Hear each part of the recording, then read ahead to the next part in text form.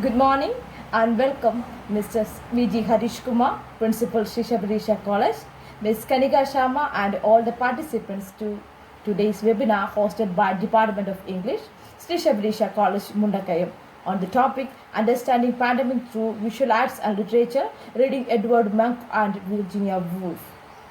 A topic that is so relevant in the present scenario. I am happy to introduce today's presenter, Ms. Kanika Sharma, who is adept of literature.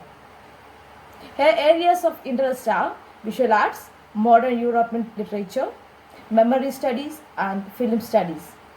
She has to her credit 3 international publications and along with 5 national publications. She also directed productions of many Shakespearean dramas. Before we go further, I request you to unmute to avoid background noise that may distract you from listening to the webinar. After the presentation, there will be a discussion session, so you can enter your questions in the chat box. All of you are requested to write your name and email ID in the chat box once you join. Link for the feedbacks form will be provided in the chat box, which you should duly submit so as to obtain an e-certificate. Well, I request all the participants to pin Ms. Kanika Sharma. Let's listen here. Pandemic of the past or of the present that we are going through, you always see these two things coming across. One is anxiety and the other is fear.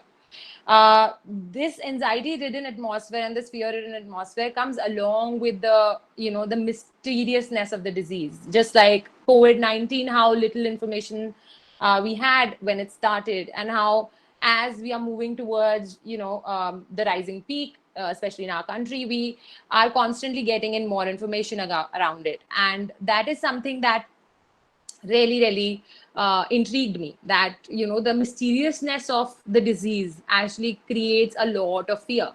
To understand this better, one can actually look at Susan Sontag's book on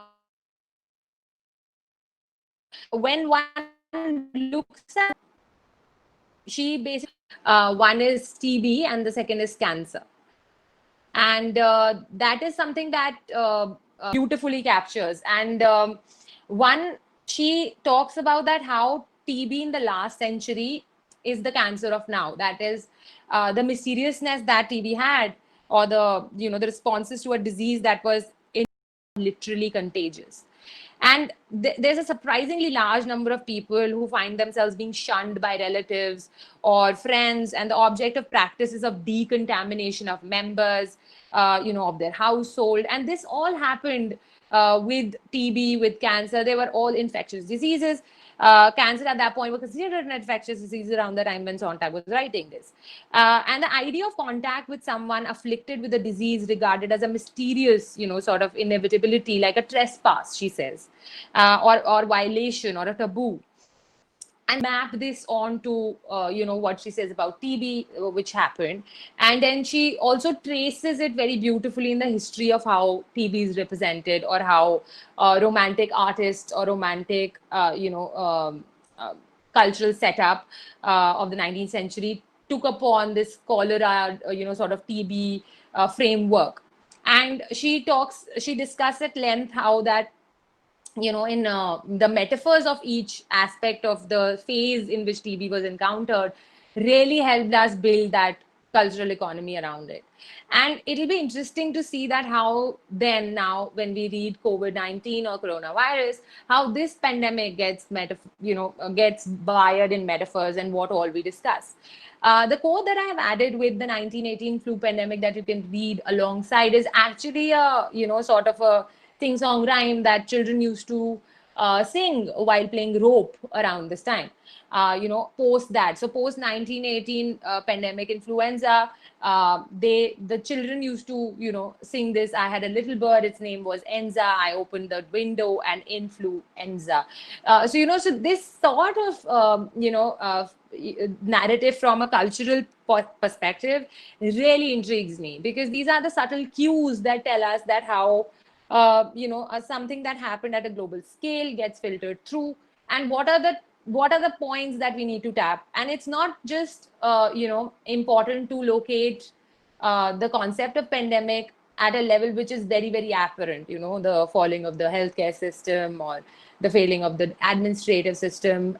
Those things are very immediate, they're very apparent. And the idea of representation somehow gets overshadowed or gets hunkered in with each passing news. And as you can all see for yourself, that how when pandemic started, how when coronavirus cases started to rise in India or around the globe, everyone was tracking the numbers, and we have come to a point where we can't, where we don't do that tracking anymore, even though the numbers are much, much higher than they were.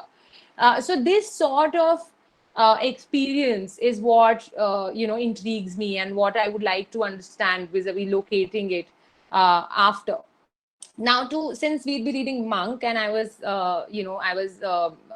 considering that there'll be BA students in the audience or people who are unaware of how visual arts is read, I will sort of very briefly give you sort of not going into a lot of technical details of reading a painting. I would just want to focus in the collection of paintings that we'll see of Monk. I just want you to focus certain things or certain ideas that that you need to be aware of. One is the subject, or of the painting. It's very, very important that the minute you see a canvas or when you see some painting, you are made to look at one thing in particular, and that is not something that that the artist would have you choose. Whenever artist is structuring a painting with multiple elements, they will always make sure that through the concept of direction of your eyes, the subject is made available. So you don't have to press too hard, upon looking at canvas. It's immediate what the subject of that painting is going to be. Then the concept of form is very, very important, and that is, a sort of a technical, thing that you need to, really know how or what kind of different, colors or acrylics or, oil on canvas, how these different forms or methodologies function and create a technique or create a, different sort of tracing of that subject. And I'll try and mention those, but I'll be focusing more on the subject and the color aspect of it than the form and size aspect of it, not to be too technical while I'm explaining or discussing those paintings. Color, of course, that how color impacts, an art piece, and we are all well aware of, different nuances. We are all we all understand literature, and we all know that there are these symbolic elements that are present in all paintings, and that is something that Monk is also, sort of known for: his symbols, his symbolic, and his impressionistic art. And I'll sort of go over it, but the reading of a symbol in art should not be what the artist is supposed to mean, or because a lot of times we do not get sort of a primer on a particular painting by an artist saying that this is what I mean when I do that, or when I drew this is what I meant. So it's very, very important to, when we are experiencing visual arts, it's very important to try and locate the meaning of the painting from within. That is, what is the painting trying to say about the particular symbol, and I will try and help you figure out those cues when I'll be locating the paintings or reading of those paintings.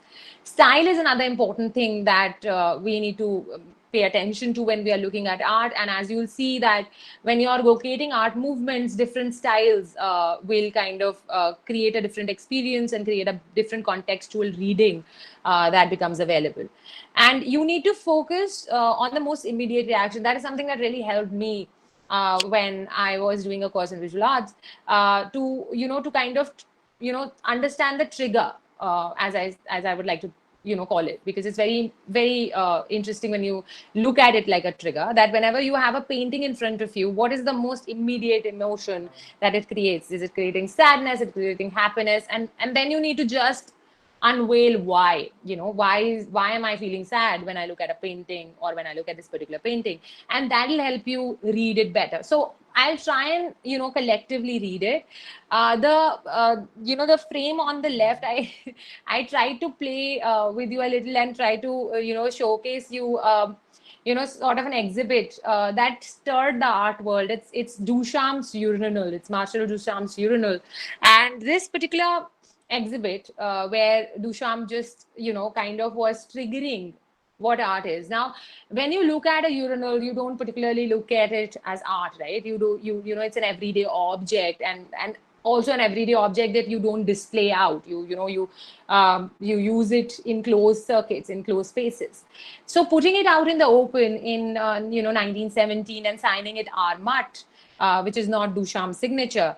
Duchamp was playing a lot with, this colloquium of independent artists who had said that they will accept any artwork, and if the entry fee is paid. And he was playing with them because he really wanted to stir the question of what exactly is art. And that kind of conversation started, in modernism, that what can you name art? And that helps us actually understand or locate visual arts in a new light. That is it just is it important for me to have one template of art? Can art function like that? And with newer forms of art, we are made to feel that, okay, is there a superior form of art or inferior form of art? Like, is popular culture somehow inferior? And we are constantly made to question these things without registering it ourselves, that when we are looking at something canonical, will we call it better in terms of art? And especially when you look at something like this, like when you look at a urinal in front of you and an exhibit and surrounded by these paintings, does the space makes it artistic, or would we suddenly start calling this artwork? So these are the questions that Duchamp was very, very interested in asking, and that kind of changed how art was then looked at. And I would like you to keep this sort of open-ended interpretive dialogue when we are locating art in this particular presentation, because for me it was very important that not to label a certain, or not to be bounding of art in that manner, because the kind of art that is available democratically right now in the current pandemic, through movements that started last year, are all graffiti arts or all street arts, because that is the only sort of a space that is available. And no art exhibit, no art museums, or such places are not available. So you have art in the digital form, or you have art on streets. So now if I start questioning art, and if I say that, oh no, arts on the street or arts on random walls is not particular importance, I'll be making a mistake that Duchamp felt a lot of people were making, that how not to be bound by the concept of art, not to be limiting, or kind of focusing on the subject of how beautiful it is created. So when you look at a portrait, and if it's very realistic, you immediately fall for it and you call it a beautiful painting, because you see that a clear likeness of what they were trying to represent. And that is something that I don't want you to do, because that is not what a good painting should be, right? The likeness of it, because now I have technology, I can click you an exact image of it. What you actually are trying to look at it is the hard work, maybe then, that how much hard work has artists done in doing the subtleties and creating a lifelike image of it. But I would say that when we are approaching visual arts, and especially for this presentation, I would want you to leave that understanding aside. I don't want you to look at a painting as to how minutely it's been, created, or how, sort of how much of a likeness it is there from the real world, because that's not what reading a painting would mean. Reading a painting would mean to look at these four things that I just told you: the concept of subject, form, color, size, and how beautifully they have been captured, and what do they mean. So without kind of spending more time on it, and I can take more questions later when if you have any problems, or in the artworks that I'll discuss, because I can understand that since it's a larger audience, it's going to be a discussion primarily of my reading of a particular painting. And I usually, whenever I'm doing it with a collection of students, I love their feedback on it as well. So I'd like to begin with the Edward Monk's painting the dance of life. And this particular artwork really, we'd be reading this painting of, it's called The Dance of Life of 1900. And it's sort of on the shore of Asgard and Oslo Foyd, where, and since he was a artist from Norway, the background of the painting is from that particular Foyd. And if you just look at this painting and the colors, the first thing that you see is the subject, right? So let's just try and understand what the subject is. And usually what happens is, when you look at a painting, the subject, the center, is what is really driving your eyes to, without kind of thinking where my eyes are going. I immediately am focused on the couple that is standing in the middle of the painting, that is capturing most of the space of the painting. And the mood that, that this image is creating is of, a very somber, it's a sort of a sad mood. It doesn't look like a very celebratory dance, even though the dance is there in the title of the painting, and even though you can see people are dancing in the painting. Now, why do we have that sensation? The simple answer is that how these figures are drawn. So you will see that Monk is not interested in locating the exact likeness of figures. Even if you look at the background, the backdrop of the the couples who are on the background of the painting, the back panel of the painting, they are not even, like, their facial features are not even visible. He just puts the swab of paint and that's it. That's a woman for him, and that's about it. So we are not supposed to look at paintings in the likeness of how carefully they are drawn, or what kind of emotion is welcome, is what we are trying to locate at. So when you look at these figures, you immediately see that I can read what they are going through. So the couple in the middle, if I look at their facial expressions, it's very somber. It's not happy, even though they are together, they are sort of merging. And the woman on the on the extreme left and the woman on the extreme right, they are sort of in opposite colors, like they're contrasts. You have one white and one black. So immediately Monk is kind of sending a symbolic reading of what it means to have the woman in the white. Then right next to it, if you pay attention to the woman in the white, you have this flower. And I'm just doing a reading which is not contextual. So of course Monk has written about this painting, but I'm not trying to talk about all of that, because I really want you to understand how painting should be read, devoid of any of those narratives, or how it was supposed to be read. The idea is that this particular collection came from Friedrich Life, where he wanted to discuss three elements, love, anxiety, and death. And the minute I say these three words, you can see how they are connected in the painting, right?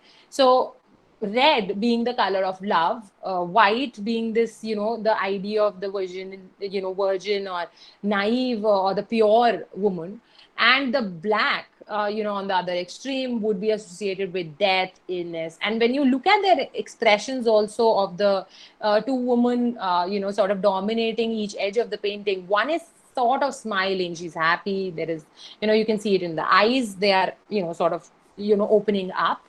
And when you look at the woman on the extreme right, you will see that her eyes are very somber looking, they are drooping almost, and her, there's sadness on the face. So she is someone, who's also, exploring like the phase of this particular woman. So if you read all these three women like as sort of a movement from one way to the other, you will see that it can sort of discuss the phases of life in a, sort of a woman's life, so she starts off alone, she, goes off alone. So she basically meets someone, there's a concept of becoming one with someone else, and then the, the overbearing sensibility of death, of losing that someone maybe.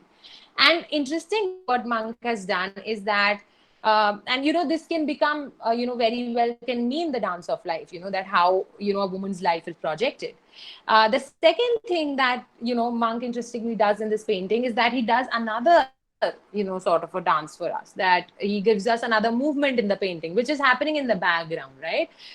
So you right behind a couple, and then you notice, okay, there are multiple couples in the painting, and there is this layering, there is a circular layering that he's doing from the background, which makes us give, which gives us the second reading of this painting, wherein you have this one couple who is hungrily. So you can see the sort of desire in the eyes of the man, that how closely he's clasped the woman, how he's trying to be, together, or maybe in love or in desire or physical infatuation with the body, how that phase of a couple's life is explored, coming to the center where you have a maturation of the couples, of being together. So there is this very beautiful communion. They're holding hands, they are together, they're looking in each other's eyes, even though their expressions are very somber. There is then understanding that comes across, and it's not forced upon like in the first one on the background. And then it moves to the left hand side, and you will see the blank faced woman that I said is capturing the left hand side of the painting. Then can be the past, sorry, the future, or the the life cycles end, wherein they are sort of no more in the vicinity. And this sort of reading really helps us not go very much in detail about the elements that are there. And I have given you a very basic, simple narrative on how to read it. When you look at the colors provoke you, in a way to focus on. So, for example, by cleverly giving you a backdrop of green, he's highlighted these primaries in front of you.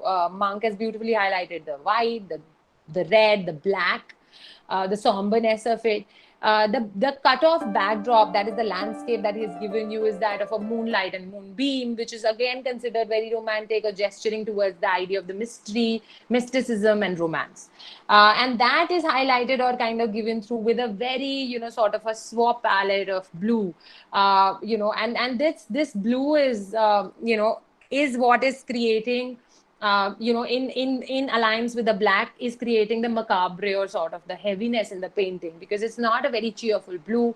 Even the flowers that are blooming, in front of the woman, they're very sketchily drawn. He's not interested in giving you a blossoming of, of a flower field right around that woman. He's just giving you one tiny strand of a flower.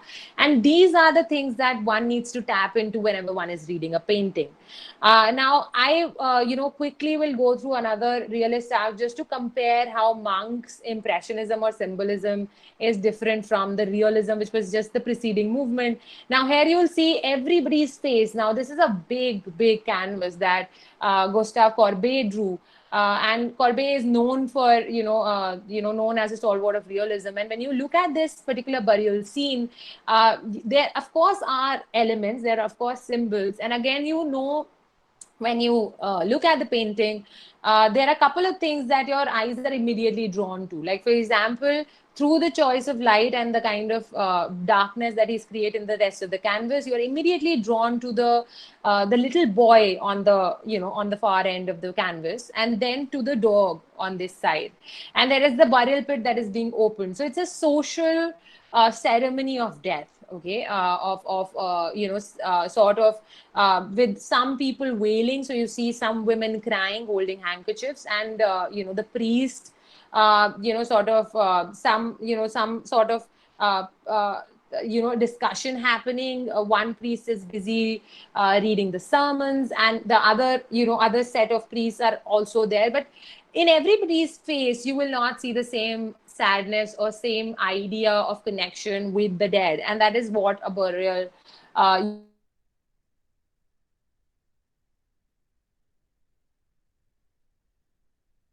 in those faces is very different from these faces. As you can see here, Monk was not interested in locating the facial features or structures, and still was able to tell us about the sentiments. So just by giving, say, a rosy cheek to this woman in the white,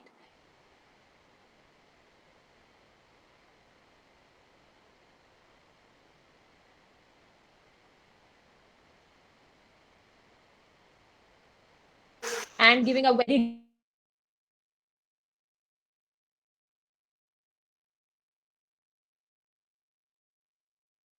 doing the very drop of the eye, or the detail is best sort of registered when you magnify this, and when you kind of locate the sharpness of these elements. And I would love to have discussed this work further, because it's one of my favorite piece of work. But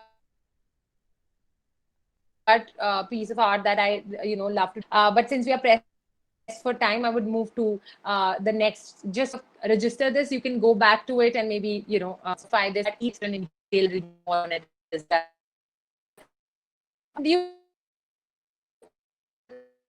Sort of the second painting and second painting of Monk, and I'll be referring to my notes here because I'm trying to sort of structure how sort of contemplation on painting should be about. So even with the fountain, the first one that I showed you of Duchamp, you need to really rethink how artistic aesthetic object should be approached, and how the conventional biases or the nature of the artistic craftsmanship should be kept at bay. That is the most sort of important lesson that I can give you in terms of reading a painting. The significance of the work at art has been detached utterly in that particular painting from the artist's role in making it. He didn't make the urinal, he didn't put in the clay, he just picked up a urinal, signed it, and placed it in the exhibit. Does it make it artistic? Does it make it his own? And these are the kind of questions that we start to question with art when Duchamp does that. So when we look at this particular sort of sort of painting, I would, sort of step back a little and give you a brief on Monk. So any, immediate, understanding that you can get of Monk is that, from his personal story.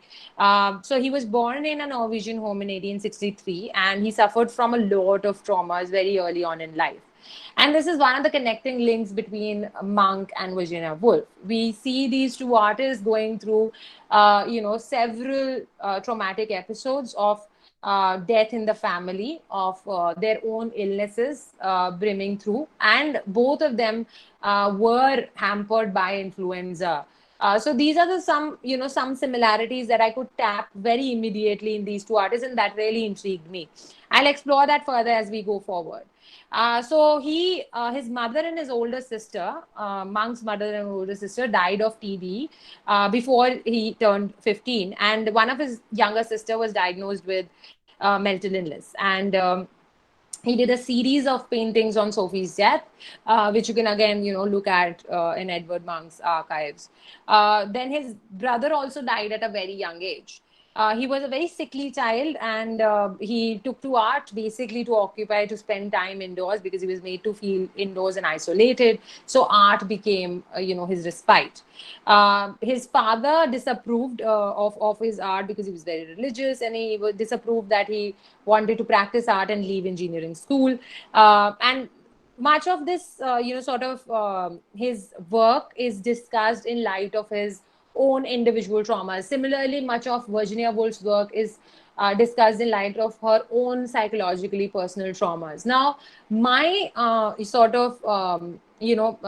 the thing that I called interpretive limitation at the beginning of our presentation is primarily this, that whenever we are locating pandemic, or in this case we are reading a representation of influenza or the pandemic that happened in 1918, we are constantly made to feel that this was experienced in isolation by these artists, and we are unable to locate the kind of connect that they are trying to draw through their depiction of anxiety and fear, primarily, which I am interested in.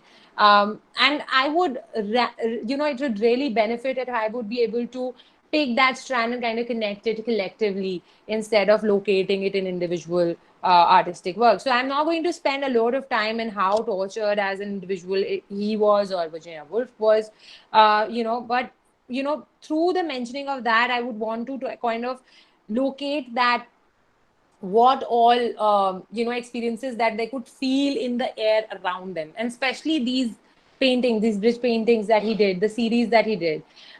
So in description of this painting, and this painting is called Despair, and as you can see, it's not exactly an artwork that he hung. It seemed like a cut off of notes, because it's one of the earlier a projection of despair that I try to share with you. The swirl of red at one higher end of the painting, and the most occupying figure is that of a man, and he describes this particular moment as he says that I paused, feeling exhausted, and leaned on the fence, and my friends walked on, and I stood there trembling with anxiety. And this is what he feels is what was happening. Now, Monk sort of when he discussed, and this is interesting because when I go over to his painting on Scream, which is one of his most celebrated pieces, he says that I was walking down the road with two friends when the sun set, and suddenly the sky turned as red as blood. He stopped against the fence, and this is very, very similar to the man who stopped at the fence, feeling unspeakably tired, tongues of fire and blood stretched over the bluish black void. And my friends went on walking while I lagged behind, shivering with fear. Then I heard the enormous, infinite scream of nature.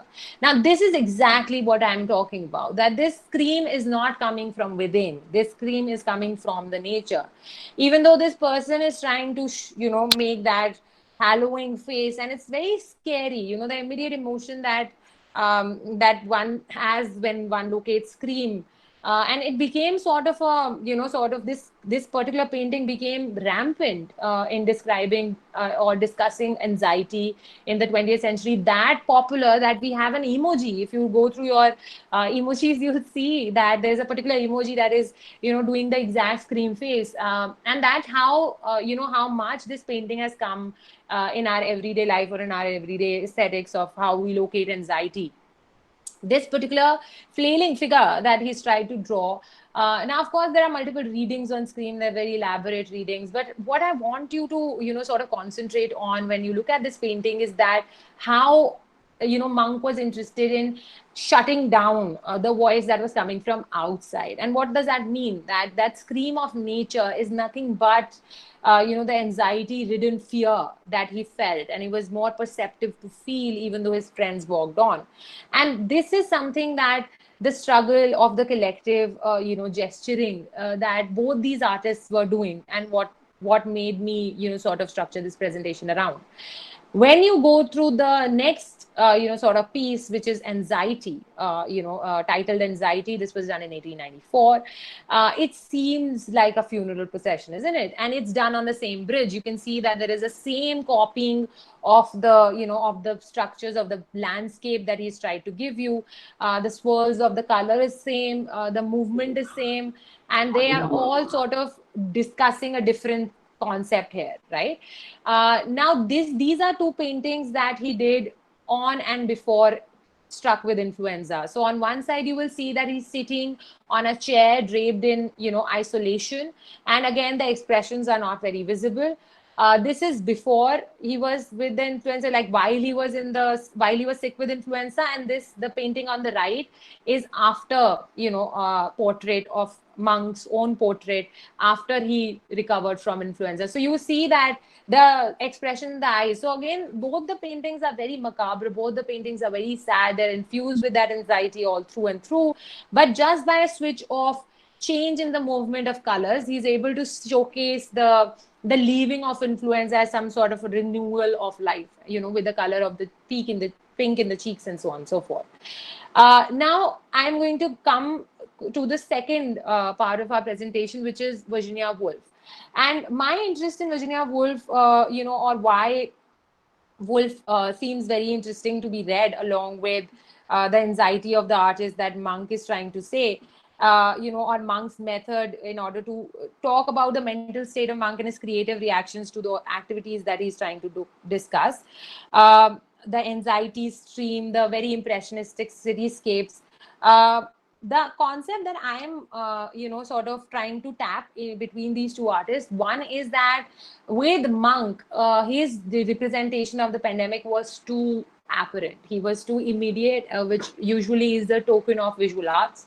That the idea or registering of the illness in its isolation or its macabre or death-like quality is very, very immediately present. You look at the screen, you cannot not know what he's talking about. When you look at his after, and he's made a series of portraits calling after influenza and before influenza, so you very well know he's only talking about that bit. But when you come to Virginia Woolf and when you come to the literature of the writing or the writing aspect of of a literary artwork, you will see that in Woolf there is a very subtle referencing to influenza. Despite and this particular essay discusses illness, but in her fictional works you will not see the movement or structuring of her sort of characters, or even a very immediate or apparent discussion on the on illness or of the pandemic. And we'd be moving to reading Mrs. Dalloway, one of her most famous literary pieces, and one of my favorites. And how she, even though she gives the main character Mrs. Dalloway, she makes her go, she's living through her bout of influenza, and she's come out of that. And the movement that she does, so in that entire novel, and for people who have read it, they would realize that how the movement in the street is very, very interestingly laid out, and that is connective of our own experience. So the complete quarantine movement has really made the streets go blank. And this is exactly what the effect of a pandemic is. Suddenly everybody is cocooned in the house, because it's a disease that can be spread across. And that is something that we never tap when we are reading Dalloway. When we are reading Dalloway's movement outside of her house, the subtle referencing that Woolf does, we never actually register the crowd on the street as something that one can experience when we'll start moving, outside on the streets as we used to move before, this pandemic hit us. And that registering is very, very important when, when you now, for people who have read Dalloway, when they go back to Dalloway, I would, it would be very interesting to then tap into only the inlet, the concept of how crowds and sounds are being made available, and how the silences of isolation that she has when she is in her space, is showcased. So so the novel entirely functions on these two counts, the silences of isolation and the street crowd and the sounds, and how how that distracts her, and how that gives her that the very failed purpose that she's trying to achieve or get in life. These are two quotes that are from the non-fictional piece by Woolf on illness, and I'll quickly go through it, and you can read it for yourself. That how she is talking about novel to have been devoted to influenza, and that is exactly what she did. This really, was very interesting to me, that she's comparing genres of literary works with different diseases. So just like an influenza novel is something that you experience about a collective emotion, right? The novels are structured on themes and ideas that are very, very collective, but you're experiencing it in isolation. You are reading your novel all to yourself. You're not reading it out loud. You're not experiencing it out with people around you.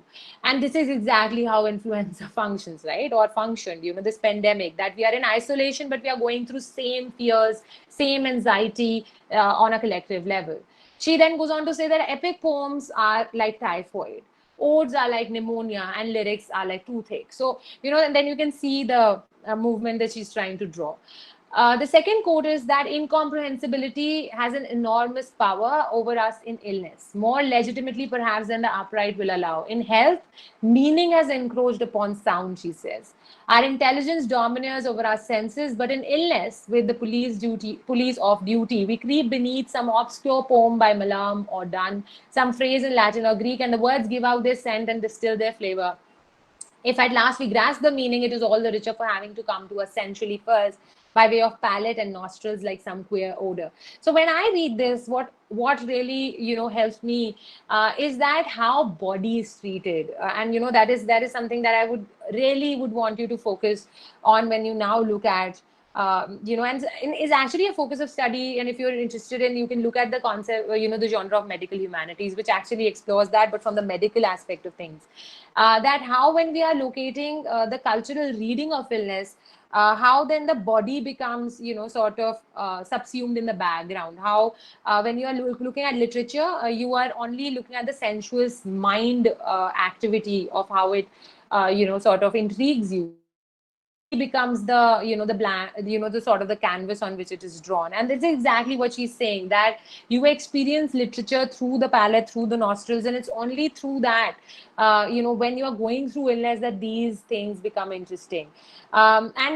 This actually sort of this particular essay, when it was republished because of the the in 2012, they published it along with this very brief sort of a rare collection of a write-up done by Woolf's mother, Julia. and she talks about this notes from the sick beds, and there is this particular line there where she does that, how when we are talking about the ill, we never talk about the breadcrumbs that are left on the bed. And that intrigued me, because whenever we are looking at the medical illness aspect of it, we are only interested in the backdrop of how it affects, or what are the symptoms, or what are the categories of symptoms, but the cultural or the very felt effects of the body are not registered. Now anxiety illness, as I told you, became a very huge sort of backdrop for even our current pandemic. This is actually a Twitter sort of a narrative that started or got triggered when we kind of came into 2020 and the pandemic hit us large, and when everybody was isolated, everybody started reading Mrs. Dalloway as that figure of anxiety. So you will see that she says that Mrs. Dalloway said she wouldn't disinfect the doorknobs herself. And for those who haven't read Mrs. Dalloway, this comes from very simple is sort of a line in the novel, which is actually the triggering line, where she says Mrs. Dalloway said that, felt that she will buy the flowers herself. So she, that movement happens, and and then she flits back, through the stream of consciousness technique. She flitting back through the past, present, and she's constantly, the novel constantly moving like that. So very interestingly, everybody picked on the role, or took on the role of Mrs. Dalloway, because it was very, very similarly laid out on what Mrs. Dalloway felt to what our current pandemic made us feel. So some of them are very hilariously sort of projecting the the darkness of it, and some of it is sort of trying to create the humor around this very strange sort of times that we find ourselves in. And this sort of is something that I would like to, give you a little parallel, and then I'll close because I can see that I'm, running late, and I had a lot to discuss, but I would quickly go to the main point that I wanted to do with Mrs. Dalloway. So Mrs. Dalloway was set in 1923, and this was 5 years on from the global influenza that we are, trying to locate in the past. Clarissa Dalloway is the main, sort of character, and she was one of the survivors. And she gives you a perspective, and she says, a neighbor looks at her on the second page of the novel, and and this is from the novel. She says she's grown very very white since her illness, and that's all we get to know about Clarissa having been ill. And these sort of mentions, comes to us very early in the book. And she, Wolf also says that she was affected by influenza. And for a 1918 flu, and if you're more interested in locating this reading of illness, I would suggest Elizabeth Outcast's book titled Viral Modernism, The Influenza Pandemic and Interwar Literature. And she's done a brilliant job as to how the references of influenza in 1925, and especially one with continued serious side effects, would immediately bring to the reader the felt pandemic crisis that they went through. So literature does its best to maintain those concerns with mind. As I said, the body becomes this sheet which is non-existent. But when you actually ill, the body takes over. You cannot not have the experience of anything that you do without your own physical sort of foundation. And the 1918 pandemic left far fewer traces on literature and culture that might have been expected, as I told you, because it was overshadowed by the First World War.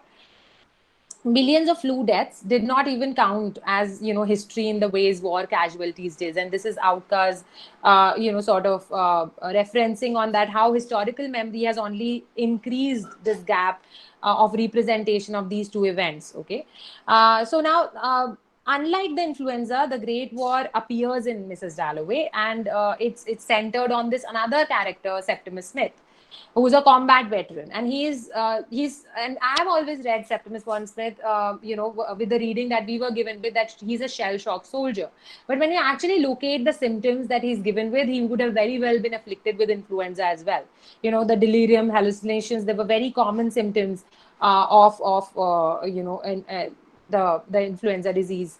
So Mrs. Dalloway, in part, is a novel devoted to influenza, but it also gives you city in a new light. So when, as I told you, that London is very animated, the sound, the crowding, the density suddenly very animated. And this is a quote from the novel. She says, "In people's eyes, in the swing, tram, trudge, in the bellow and the uproar, the carriages, motor cars, omnibuses, vans, sandwich men shuffling and swinging, brass bands, barrel organs overhead, what she loved, London, this moment in June." And this is celebratory only when we locate the isolation or the sudden death of life, on the streets when we are experiencing a pandemic. And when I recently reread the novel, these passages really stood out to me, because I was really intrigued to understand that how when I'll move out, of the house, like, one would normally do, like one would have, like one used to do some time back, these sort of things, this idea of sound, the idea of being in the sunlight, will suddenly be very strangely sort of joyous and equally alien, because we've lived so much of an entirety inside the house, or inside, cut off from the routines that we usually were doing. That is something sort of intrigued me. And this line, from the novel, she says she always had the feeling that it was very, very dangerous to live even one day. And that kind of captures the beauty of Clarissa's struggle that one sees, this anxiety ridden fear that one sees all throughout the novel. So now I'd like just to close on a note of how illness, or this changes of recurrence, sort of is, and to give you some hope that how the pandemics of the past, we can see that these anxieties and these phases humankind has lived through. And maybe, we will live through this, equally well, and collectively try to tap into it. So, this particular quote is from an even earlier, sort of pandemic, which is in 1348, the plague that raged in Europe. And Petrarch, very famous poet of the time, he says that when has any such thing been ever heard or seen? In what annals has it ever been read that houses were left vacant, cities deserted, the country neglected, the fields too small for the dead, and a fearful and universal solitude over the whole earth? Oh, happy couple of the future, who have not known these miseries, and perchance will class our testimony with the fables. And this is something that we lived through, and this is equally, like, one can see that these changes are just of recurrence, as I would like to call it, that we are going through different pandemics, but the human condition of the felt cultural fabric remains the same, not just in how it plays out for us physically, but also emotionally. And with this, I would try and open this talk with for questions, and I would love if you wherever you have any doubts, because I could barely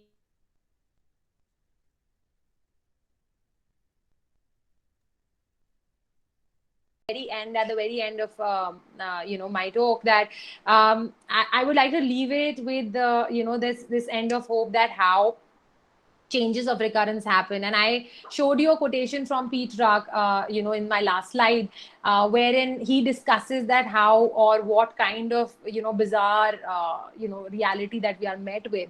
And this is exactly how we are feeling right now.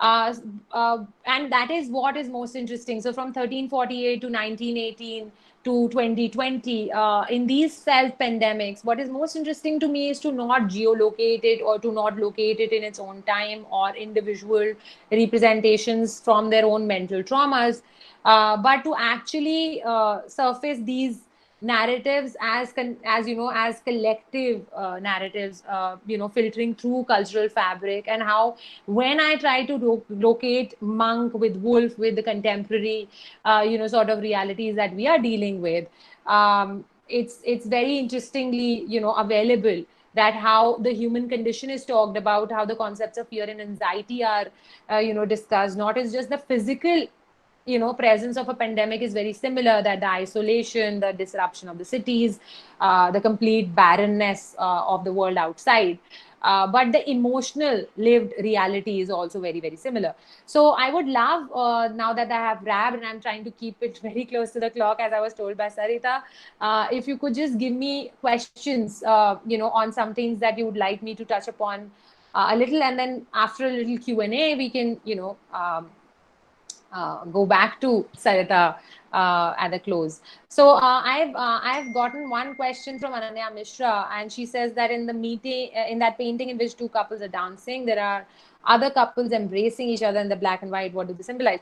So yeah, so of course, very interestingly, how these two readings have been done.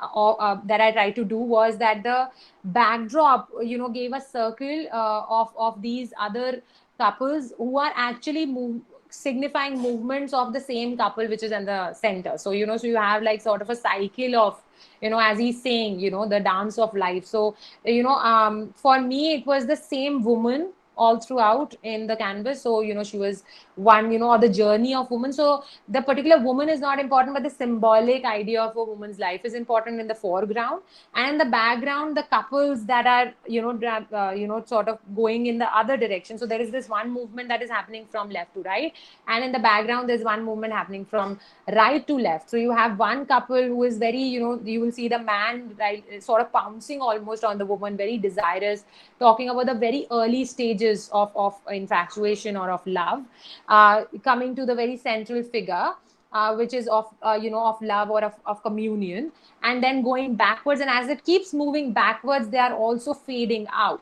because they are their idea or the movement is becoming more relaxed and they're fading out. And that's what I think a reading can be made on that account. And of course there are a lot more readings, but I try to keep it very, very apparent, to what is immediately shown.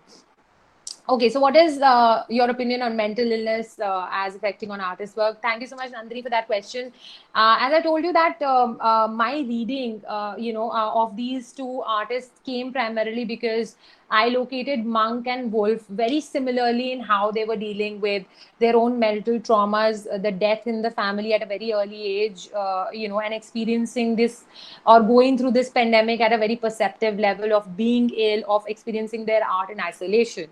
And therein the idea of mental illness kind of overpowers, and you will see that whenever you locate modernist movement in art or in literature, you will see a very heavy handed sort of implementation of talking about mental illness.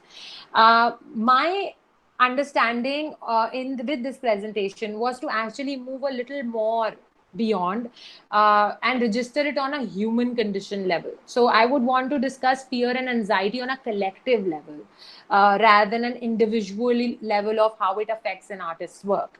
The reason I would like to do that is because when we are in pandemic, and especially when we are locating literature and representation of illness in art, the minute we isolate or bracket off one artist with the other or from the other, like for example, reading Sylvia Plath or reading Virginia Woolf or reading Monk or reading Van Gogh, we are constantly trying to give a very psychological reading based on individuality, and we are never actually tapping into their felt anxiety ridden or macabre ridden atmosphere that they all lived through because of it. And that is what intrigued me most. Then there are okay, so then Ananya has asked me the crucifixion. Okay, so you maybe are talking about Courbet's painting, the Burial at Uran, I am guessing. Of course, the crucifixion of Christ, the way it is kept now, for that one needs to really technically read the point at which we have led to in realism with Courbet. The movement of the crucifixion of Christ has been experienced or represented in art since Renaissance, primarily, like even before that, in fact, in medieval arts as well. Medieval literature and artwork as well, you will see a very immediate presence or a very focused, dramatic presence of how Christ has been represented. And as you are moving forward, the crucifixion of Christ is depicted in a certain way. The reason Courbet, in his realistic representation, kept Christ at the background, because he was more interested in locating the presence of the collective at the burial site.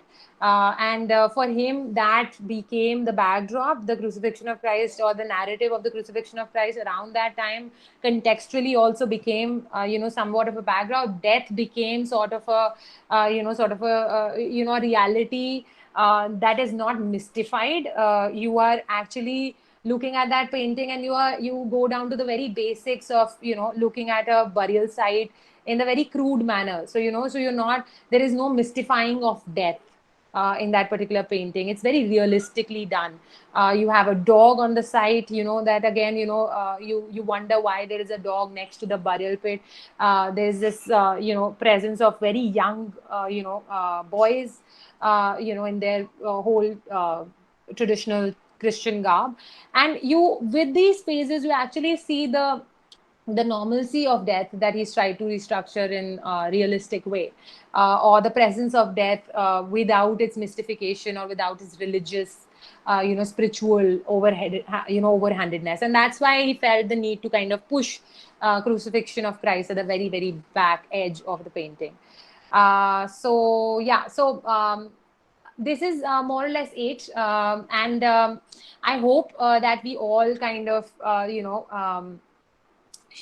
sort of went through the main ideas. And I think this can be an easy takeaway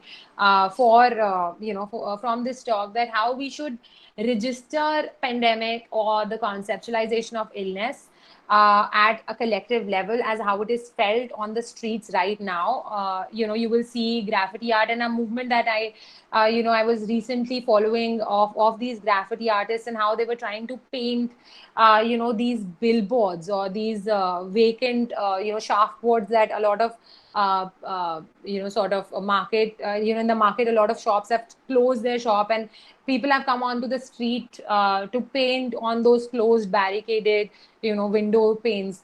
And that has become their canvas. And this is very interestingly felt and tapped into, this anxiety of representation, the anxiety of the atmosphere in the representation of illness that is tapped into, is really, really interesting for me to register in the cultural fabric of it. And the minute we do that, the minute we kind of locate it beyond the individual isolated, registration, and make it seem like a collective, anxiety-ridden, sort of cluster, that is when illness, moves outside into the society's understanding of how collective memory functions. And maybe later, just like Sontag's reference in the initial bit of my presentation, how when she looked at TB and cancer and the metaphors that got attached, maybe later in due time, when we are going back to COVID-19, we will be able to register how the presence of those metaphors or the readings of those words or dialogues registered with our understanding of the disease. But the mysticism, the mysteriousness, the fear remains the same all throughout. So with this, I would like to close my session, because I think I've exceeded my time, and I'm really, really glad that you all were very patient, and even though there were technical glitches in the midst, that you were not able to hear me, and you stayed, you sat down and kind of took out this time. Of course, we can build this, maybe, we can keep discussing this. I would leave my email address in the comments box right now, and you can write to me, and we can discuss this further on one level, or if we get a chance to kind of discuss it at a forum such as this, I would be happy to be participating in that, and we can have Sarita or the principal of this esteemed college arrange something for us later as well. So thank you so much. I would now like to request Sarita to come on board and sort of take over. And as she requested me to do, she said that it will really be helpful if you all pin her onto your screens so that you can see her, and she can present with a thank you note. So Sarita, yeah. So we all attend a fabulous session, and I hope we all had a satisfactory plenary. Before behalf of everyone,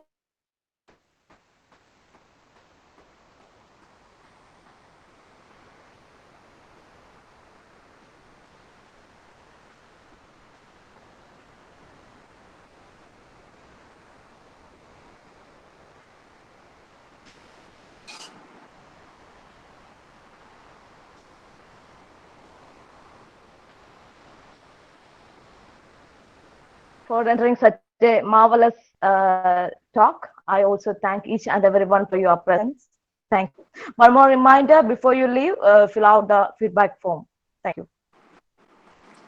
Thank you so much, Sarita, and thank you so much for having me over. It was a wonderful, sort of. I'm very grateful, and I'm really thankful to all who joined, at this time. And I hope everybody a safe recovery, and I hope that we get out of this pandemic and are able to read this representation in future as something that happened and really registered in the cultural aspect of it.